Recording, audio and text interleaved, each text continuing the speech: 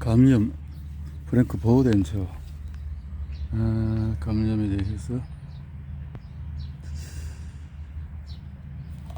환자에게 해를 끼치지 말라.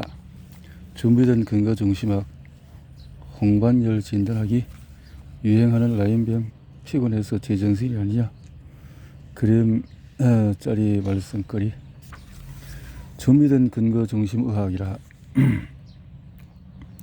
1854년 3년 4월 7일 아침 빅토리아 여왕은 생애 8번째로 아기를 낳으러 갔다. 오전 10시경에 여왕의 저처인은 산과 전문의인 존 스노우에게 쪽지를 보내서 여왕 폐하를 방문해달라고 요청했다. 스노우는 마취라는 새로운 분야의 선구자였으며 이미 아기를 낳는 임산부들 여럿을 대상으로 클로로포름을 투여한 적이 있었다. 하지만 아직 그 시술은 당시의 의학 전문가들에게는 논쟁거리였다. 게다가 환자가 영국의 여왕이라는 사실 때문에 어떤 산과 의사가 오더라도 무척이나 긴장을 할 터였다. 오후 12시 20분만 일기가 끝나자 스노는 휘발성 액체인 클로로포름 몇 방울을 접은 손수건에 적셔서 여왕의 입에 가져갔다. 스노는 여왕의 진통이 줄어들고 의식을 잃지는 않을 정도로 클로로포름의 양을 조절했다. 그리고 53분 뒤에 레오폴드 왕자가 태어나자 스노는 이 순간을 다음과 같이 기록했다. 여왕은 무척 만족스럽고 기쁜 표정이었으며 클로로포름의 효과에 대해서 무척 감사를 표했다. 하지만 몇 주 뒤에 렌시슨 사설에서 클로로포름은 무척 위험하며 그렇기에 수술에만 사용해야지 여왕의 경우처럼 자연스러운 분만에는 결코 사용해서는 안 된다며 스노를 맹비난했다. 이 사설에 따르면 왕족들이 한번 본보기를 보이면 이 나라의 특정 계급들이 무척이나 적극적으로 뒤따르기 마련이다. 이렇듯 스노에 대한 동시대인의 과하고 무시무시한 비판은 10년 뒤 똑같은 위험 있는 의학 잡지에서 다시 나타났다. 하지만 이번에는 분만이 아닌 당시의 가장 중요한 감염성 질환에 대한 스노이의 작업에 대한 비판이었다. 콜레라라는 이름의 끔찍한 질병이 바로 그것이다. 콜레라의 중요성은 물기가 많은 설사가 쏟아져 나와서 급격한 탈수와 쇼크를 일으키는 것이었고 이 증상은 당시에는 대개 죽음으로 이어졌다. 스노는 뉴캐슬에서 견습의사로 일하던 1831년에 콜레라 환자를 처음으로 다뤄보았다. 영국에서만 5만 명의 목숨을 앗아간 이 유행병을 접한 스노는 이 병이 조그만 기생충에 의해서 전파된다고 믿었다. 당시에는 대부분의 전염병이 나쁜 공기에 의해서 퍼진다고 여겼다. 독성의 기체와 증기가 환자에 오염된 지역 근처에 머문다는 것이다. 1848년에는 영국에서 또 한 번의 콜레라 유행이 퍼졌고 다음 해에 스노는 이 주제에 대한 첫 번째 논문을 출간했다. 콜레라의 전파 방식에 관하여라는 제목의 이 논문은 오염된 물이 병을 일으키는 원인이라고 지목했다. 당시에 미생물이 존재한다는 사실은 알려져 있었지만 아무도 그 미생물을 실험실에서 배양한다거나 지금 한창 원인에 대해서 왈가왈부중인 병과 연계시킨다는 발상은 하지 못하는 상황이었다.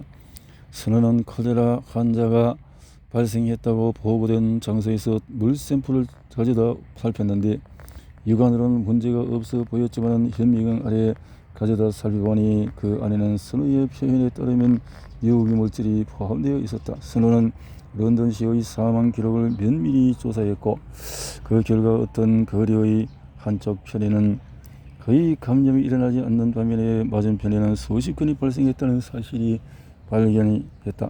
또 여기에 대해서 동료들이 병균의 의한 전파 이론을 오해하지 않도록 경계하고자 스노는 다음과 같은 사항을 덧붙이기도 했다.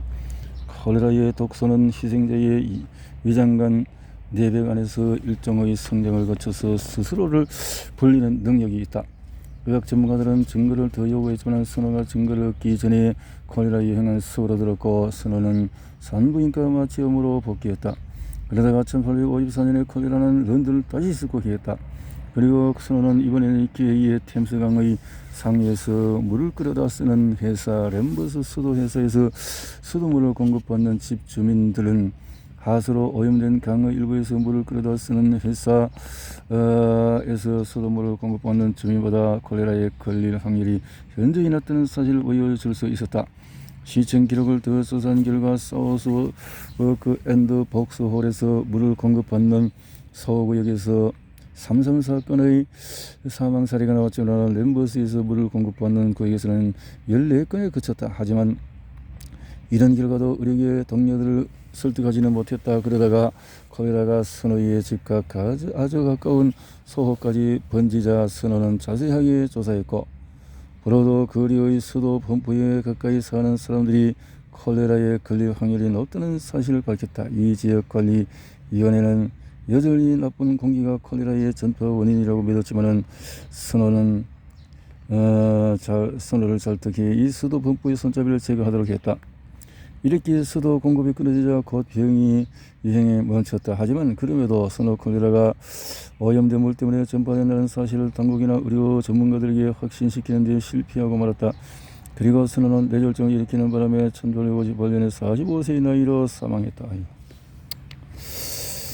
오늘 관측에서 보이는 선호가 말했다는 사실은 너무나 명백하다. 하지만 가장 놀라운 사실은 선호가 루이 파스테르가 현대적인 세균 이론을 정립하기 10년 전에 이것을 발견했다는 점이다. 그리고 로베르트 코흐가 콜레라를 일으키는 원인 균인 콜레라균을 발견하기 26년 전이기도 했다. 선호는 단순하지만 새로운 처론 방식으로 콜레라의 주된 전파 수단이 오염물이라는 사실을 밝혀냈고 현대적인 역학의 기초를 세웠다. 하지만 오늘날 내가 이 탐정 소설 같은 전염병학의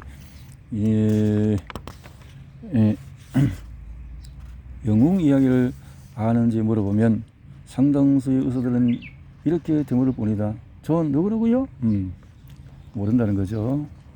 그건 결과를 낸 사람만 안다는 거죠. 결과를 못 낸 어시스트는 잊혀져 버린다는 거죠. 자, 의사가 된 지 10년 차가 되던 해 나는 역학과 생물통계학에 대한 대학원 학위 과정을 등록했다. 당시만 해도 내 눈에는 새로운 정보를 축적한 행주처럼 잘 흡수하던 시절이었고 그 주제가 매력적으로 느껴졌기 때문이었다. 이 과정은 캐나다 맥마스터 대학교에서 일하던 데이비드 세킷의 작업을 두고 있었는데 1970년대에 임상역학이라 알려진 분야를 만든 사람이었다. 세킷은 뒤에 옥스퍼드 대학교를 건너가서 자기가 만든 분야를 증거에 기반한 의학이라고 다시 이름을 붙였다. 비록 세킷은 역학 분야에서 훈련을 받았지만 임상 실습으로 돌아와 보니 의료계의 의사결정 과정이 너무나 체계적이지 않으며 연구 결과에 대해서 제대로 분석에 기초하지 않았다는 사실을 알고 고민에 빠졌다. 새로운 흐름에 올라선 선구자들이 다들 그렇듯이 EBM을 주장하는 사람들 주변에도 열성적인 분위기가 감돌았다. 다시 생겨난 이들의 열망이 변변치 않은 프롤레타리아의 임상 전문가들을 선거시기에 만들었다는 점도 놀랍지 않다. 하지만 일부 아카데믹한 의료계 역시 선거시기에 생각하기는 마찬가지였다. 상당수의 사람들은 EBM이 모순법이라고 여겼다. 의료혁명은 원래 증거에 기반한 것이 아니던가? EBM이 주장자들의 생각은 이제 고전적인 역학의 아버지로 간주되는 1세기 전의 선호의 치료 방식을 떠오르게 했다. 렌시도 1995년에 오만한 태도로 마지못해 이 운동의 소지를 인정하는 논술을 실었다. 그 제목은 자기 자리에 선 증거 기반 의학이었다.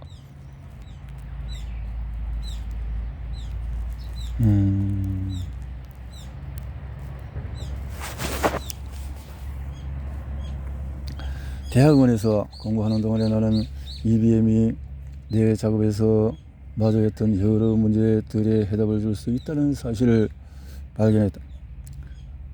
나는 점점 내가 처방하는 약이 정말 효과가 있는지 또는 내가 지시받은 검사 결과를 어떻게 해석해야 할지 혼란에 빠졌다. 이전에는 선배나 고참들이 시키는 대로만 따랐다면 지금은 상대적으로 단순한 방법을 사용해 나의 반점을 숙성시킨 의학적인 직관을 더욱 견고하고 과학적인 무언가로 바꿀 수 있었다. 내가 배운 바에 따르면 EBM은 정성적인 개념을 어느 정도 정량적인 결론으로 바꿔주는 것이었고, 그러나 나는 단순한 수식만으로 작업을 할 준비가 되어 있어야 했다. 내가 개선했던 이런 수식들 가운데 하나는 내 생각에 모든 의사와 환자들이 알아둬야 한다. 사실 그 결과물은 내가 가장 좋아하는 숫자다. 하지만 그게 무엇인지 곧장 밝히는 대신에 돌아가 보자. 증거 기반 의학의 부모는 역학이다. 역학은 질병이 집단에 어떤 영향을 끼치는지에 대한 연구다.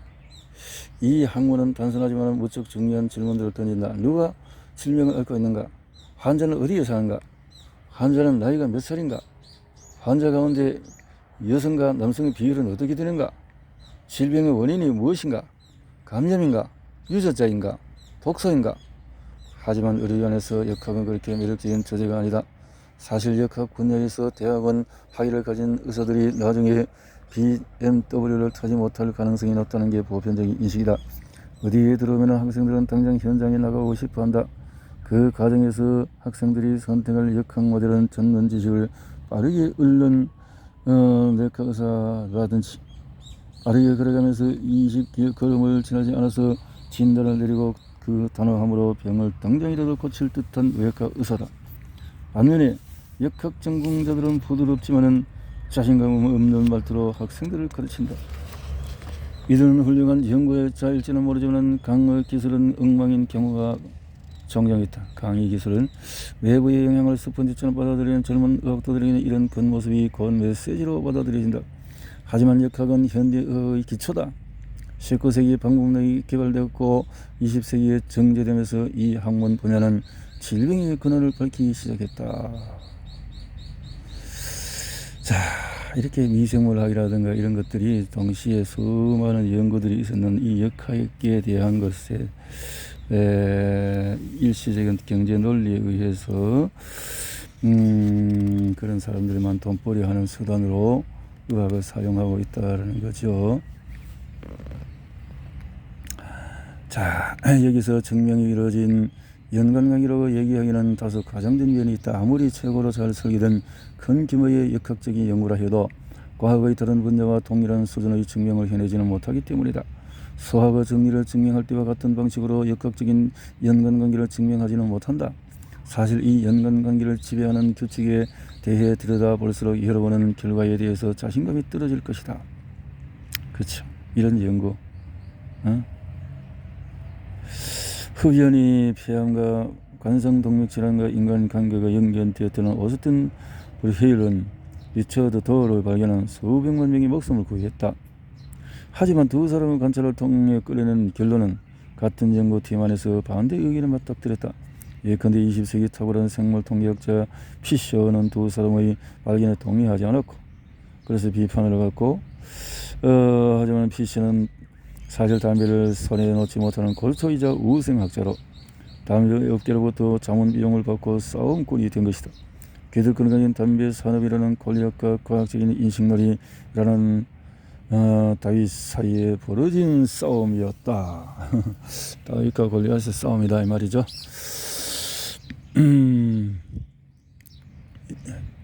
강도 하나하나 환경적 노출과 질병 사이의 연관관계가 강해질수록 그 관계가 인과성을 지닐 가능성이 높아진다.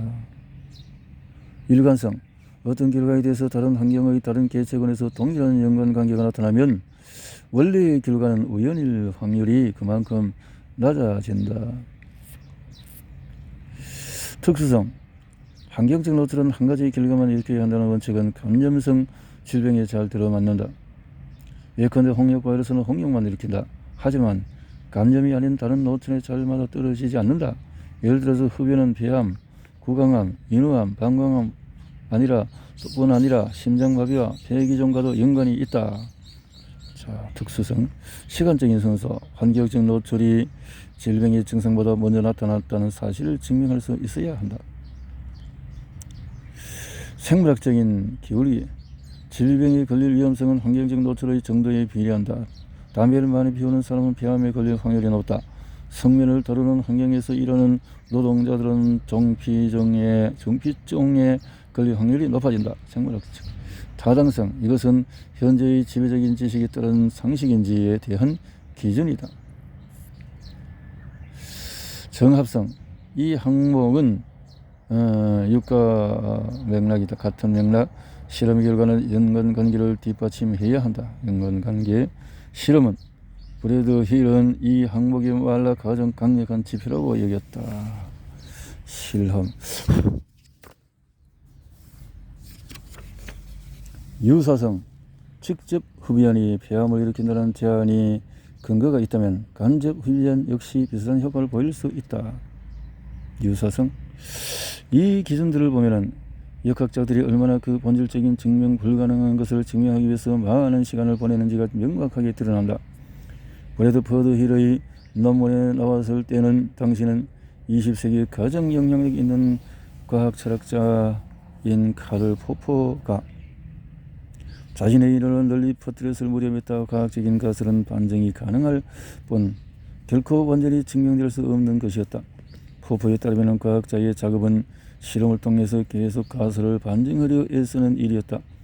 역학자라면 관찰과 데이터 수집을 통해서 그렇게 할 것이다. 가설이 반증되지 않고 오래 남아 있을수록 그 가설은 진리에 가까이 다가간다. 비록 내재적인 한계가 있었지만은 브래드 힐은 기존은 본질적으로 변하지 않은 채 50년은 좋게 의료 분야에 적용되어 왔다.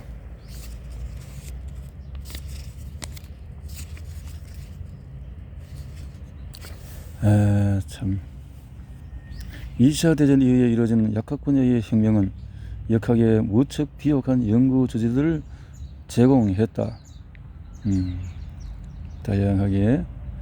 그래서 상당수 신약은 대대적인 광고와 함께 출시되었지만 몇몇 지독한 부작용이 있다는 사실이 드러나기도 했다. 한때 입덧의 투표약이라고 불렸던 탈리도마이드가 그렇다.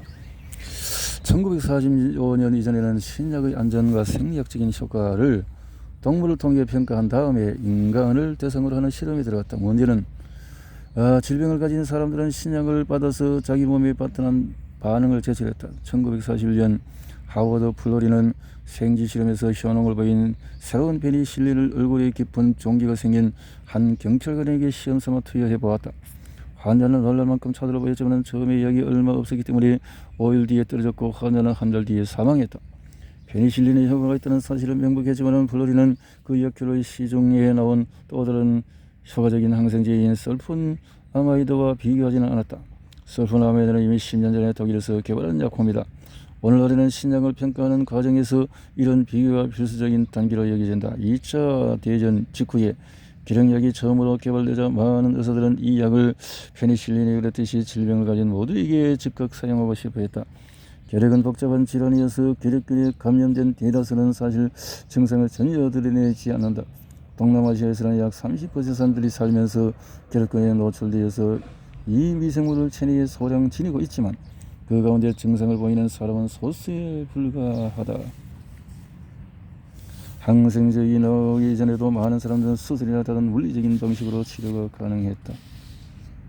그런데 1947년 당시 브래드 힐은 영국의 의료위원회에서 수행하는 연구를 맡아 이끌면서 새로운 결핵약의 효능을 평가했다. 결핵성 수막염과 결핵은 치명적으로 알려져 있는 반면에 가장 흔한 유형의 폐결핵은 경과가 다양했다. 수막염에 걸렸다가 새로운 약인 스트레토마이신을 투여하고 회복되는 환자들은 이 약의 효능이 있다는 명백한 사례였지만 이 약이 폐질환에도 도움이 되는지는 미지수였다. 그래도 임상 실험 결과 스트레토마이신은 효과를 보였다. 그래도 가벼운 수막염의 사망률은 46%까지 떨어졌다. 그래도 폐질환 환자들에게 실질적인 도움이 되는지는 확실하지 않았다. 많은 사람들은 어떤 치료가 효과가 있는지 아닌지 결정하기는 쉽다고 여긴다. 텔레비전은 틀면 비타민이나 자석, 베개, 조름기에선 우유, 단백질 여러 것이 좋다고 휙휙 지나간다. 하지만 이런 제품은 몇몇 우연히 효과를 보일 수 있지만은 이렇게 할 수가 다 없다는 것이요. 그거는 역학을 통해서 그러나 영양학적으로 몸의 면역을 좋게 한다는 건 사실인데 말입니다.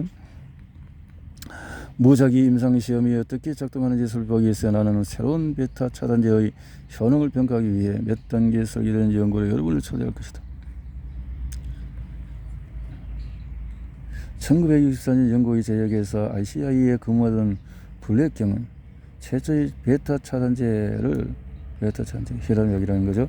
1998년 노벨학상을 받은 바 있는 제임스 블랙 경은 2004년에 캔버라 병원을 방문했고 내가 주관하는 주간 자담회에서 발표해달라는 부탁을 받았다. 그 자리에서 블랙은 유쾌한 어투로 스코틀랜드 신사들을 가소평가했고 내 사무실에서 발표용 슬라이드를 준비하는 과정에서 겨우 이틀 된 내 나무 책상에 깊은 흠집을 내는 바람에 사무보조원을 속상하게 했다. 그리고 블랙은 우리 회의 역사상 최고로 지루한 발표를 했다. 나는 지금까지도 독실한 가톨릭 신자들이 성스러운 요구를 대하듯 책상의 흠집을 보존하는 중이다. 몇 가지 예를 들더라도 프로토콜, 메트로콜 등이 있다. 이런 약이 홍수처럼 쏟아지는 모습을 본 내 친구 하나는 다음에는 울룰룰룰 베타 차단 나올 거라고 농담을 던졌다. 롤롤롤은 실명스럽게 나오지 않았지만은 나는 다음에 이야기할 차례를 빌려 쓰고자 한다. 나는 심장마비 이후에 사망을 막아주는 효과가 면에서 울롤롤 위약 비교해서 얼마나 효과가 있는지 비교하려고 한다. 참 그런 것들이 실제적인 효과성을 갖기가 정확치 않다는 거죠. 대적원이 꼭 위약만을 투여하는 것이 아니다. 자, 대체학의 여러 연구는 대부분 관찰로 토대로 하지만은 여기는 서양의학 중심주의가 들어설 여지가 없다. 자, 다시 울룰룰 연구에 들어가자면 연구에 참여한 통계학자는 우리가 두 집단 사이에서 찾은 차이점이 우연에 의해서가 아니라 진정한 차이라는 사실을 알리기 위해서이다. 위약에서 다음으로 극복해야 할 문제는 임상 결과를 수치할 때 나타나는 오류다. 여기에 또 다른 편향이 개입한다. 자기가 하는 일의 효과적인 신약을 대상으로 한 무작위 임상시험이라고 생각하는 의사는 무의식적으로 울룰룰을 복용한 집단이 위약을 복용한 집단에 비해 심장마비를 덜 일으킨다고 데이터를 판정할 수 있다. 반면에 울룰룰이 효과가 없다고 여기는 의사라면 정반대의 판정을 내릴 가능성이 있을 것이다. 왔다 갔다리 한다는 거죠. 왔다리 갔다리.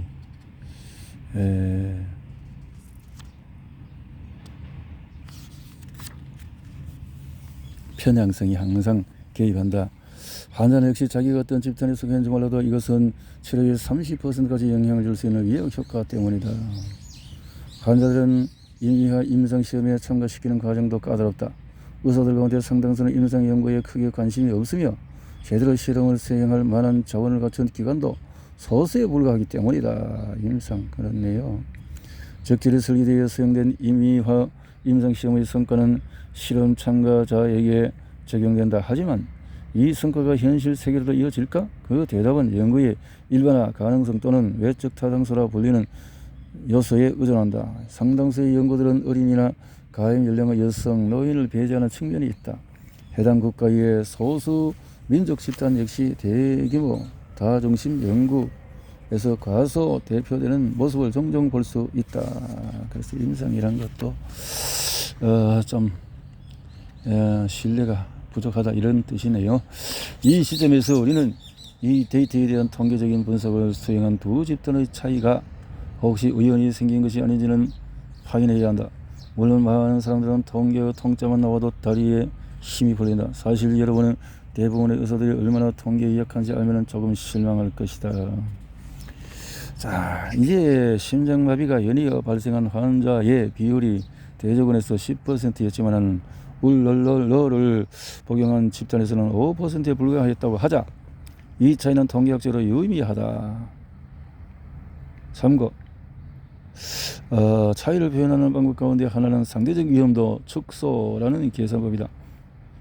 구체적인 방법은 다음과 같다. 두 집단에서 심장마비가 일어나는 확률의 차이를 대조군에서 얻은 확률로 나누는 것이다. 즉 10에서 5를 빼고 이 값을 10으로 나누면 50% 낸다. 바꿔 말하면서 울룰룰을 복용하는 환자 가운데 심장마비를 다시 일으킬 위험도는 약을 복용하지 않은 환자의 절반이다. 사망률이 50%로 줄어들더니 우측 인상적으로 들릴 테지만 여러분이 이것이 실제로 의미하는 바를 명확히 따져봐야 한다.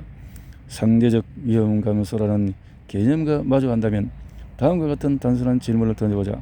무엇과 비교해서 축소됐다는 것인가? 무엇의 정체를 알면은 심장마비의 절대적인 위험 감소치를 계산해야 한다. 이것은 더 값을 빼기만 하면 되니 무척 쉽다. 10%에서 5%를 빼면 5%가 바로 그 값이다. 다시 말하면 두 번째 심장마비가 올 절대적인 위험은 고작 5% 줄어들었다. 상대적인 위험 감소치인 50%보다도 훨씬 작은 값이다.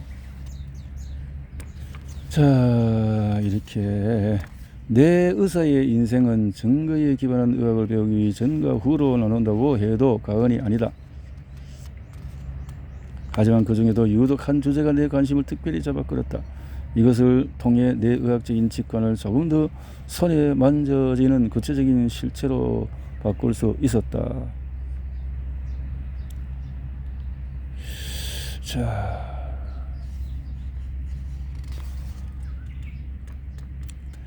NNT는 내가 치료하는 환자들이 얻는 이득을 눈앞에 생생히 어루듯이 보여줬고, 그것을 환자가 겪는 불편함과 비용, 알다시피 이 작업을 해내려면 무척이나 계산할 것이 많지만 여러모로 살펴도 이것은 숫자일 뿐이다. 숫자일 뿐이다. 자, 여러분이 얻을 잠재적인 이득의 정도를 얼른 계산할 수 있을 것이다.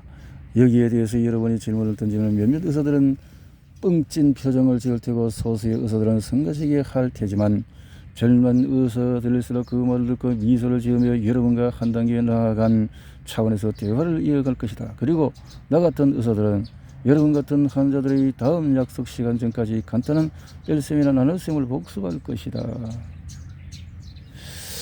뭔가의 어떤 이익과 또 손실에 대한 타산을 따른 데이터 등등 이런 것들이 어느 세계든지 의학계에도 새로운 치료법에 대한 한 사람을 구하는 데 드는 비용 전체를 어림잡은 결과다. 하지만 이 값은 항상 한 사람당 드는 약값보다가 크다.